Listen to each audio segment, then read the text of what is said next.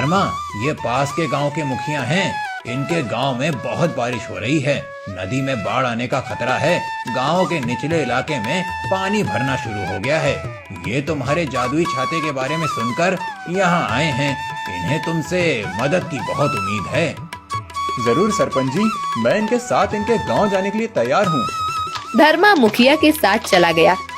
धर्मा ऐसे ही अपने अड़ोस पड़ोस के गांव में जाने लगा। कुछ ही दिनों में धर्मा बहुत मशहूर हो गया। किशोरी लाल ने धर्मा की भलाई और उसने जो गांव के लिए जो किया वो देखकर अपना दिल बड़ा किया और धर्मा का सारा कर्जा माफ कर दिया। धर्मा को अब थोड़े पैसे मिलने लगे थे। एक दिन जब धर्मा और शांति घर पर नहीं थे, तब दो चोरों ने आकर धर्मा का जादुई छाता चुरा लिया।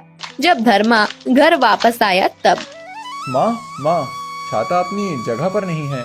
आपने कहीं और रखा था क्या? नहीं तो मैंने तो उसे हाथ भी नहीं लगाया। अच्छा, तो कहाँ जा सकता है छाता? धर्मा ने पूरे घर में ढूंढ लिया, लेकिन उसे छाता कहीं नहीं मिला। धर्मा को शक होने लगा कि शायद छाता चोरी हो गया हो। धर्मा सरपंच के साथ मिलकर पुलिस में गया और साहिब, मेरा छाता कहीं गुम हो गया है। मुझे शक है कि वो चोरी हो गया है। अरे, अब हम अपने बड़े बड़े केस छोड़कर तुम्हारा मामूली सा छाता ढूंढते फिरें? हमें और कोई काम नहीं है क्या? जाओ, छाता गुम हो गया है तो नया खरीद लो। आ जाते हैं कहां कहां से मुंह उठाकर। साहिब, धर्मा का छाता मामूली नहीं था, जादुई छाता था। ये वो धर्मा है जिसने पिछले कुछ दिनों में कई गांव वालों को बारिश के पानी में डूबने से बचाया है। हाँ साहिब, मेरे छाते का मिलना बहुत जरूरी है। सर, मैंने भी उस जादुई छाते के बारे में सुना है। हमें ढूंढना चाहिए। धर्मा और बाकी सब की बात सुनकर पुलिस हवलदार के साथ धर्मा और सरपंच को लेकर छाता ढूंढने चले गए। बहुत देर ढूंढने के बाद भी कोई सुराग मिल नहीं रहा था। अचानक बारिश शुरू हो गई। सरपंच और पुलिस ने अपना छाता खोला। तभी धर्मा को याद आया कि उसके जादुई छाते के नीचे जमीन सूखी हो जाती है। फिर साहिब, सुराग मिल गया, सुराग मिल गया। कैसे? साहिब, मेरे जादुई छाते की खासियत ही वही है। आप देखिए ना, आपने अपना छाता खोला हुआ है। आपका आधा शरीर तो बारिश में भीगने से बच रहा है, लेकिन नीचे आप और जमीन भीग रही है।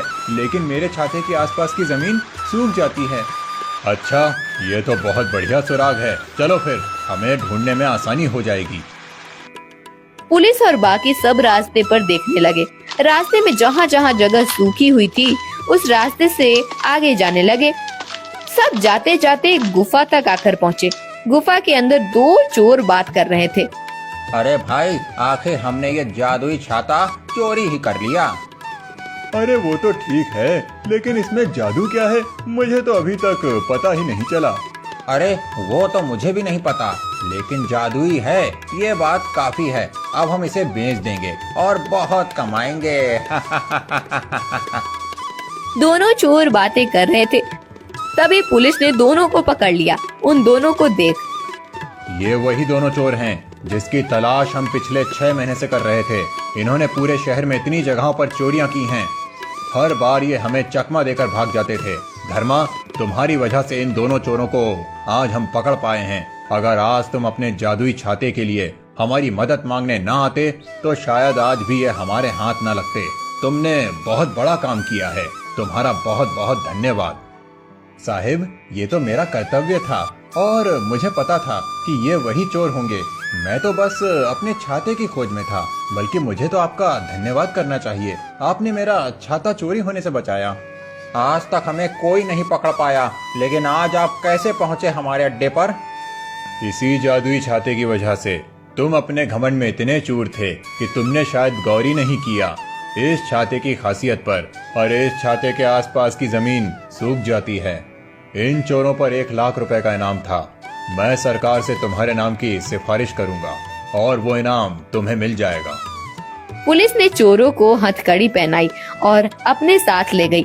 धर्मा भी अपने छाते को लेकर घर चला गया। कुछ दिनों के बाद सरकार की तरफ से धर्मा को 1 लाख रुपए का इनाम मिला। उन पैसों से धर्मा ने अपने घर की मरम्मत कर दी और कुछ पैसे गांव के विकास कामों में लगाए। धर्मा के जादुई छाते ने उसकी सारी मुसीबतें दूर कर दी थी।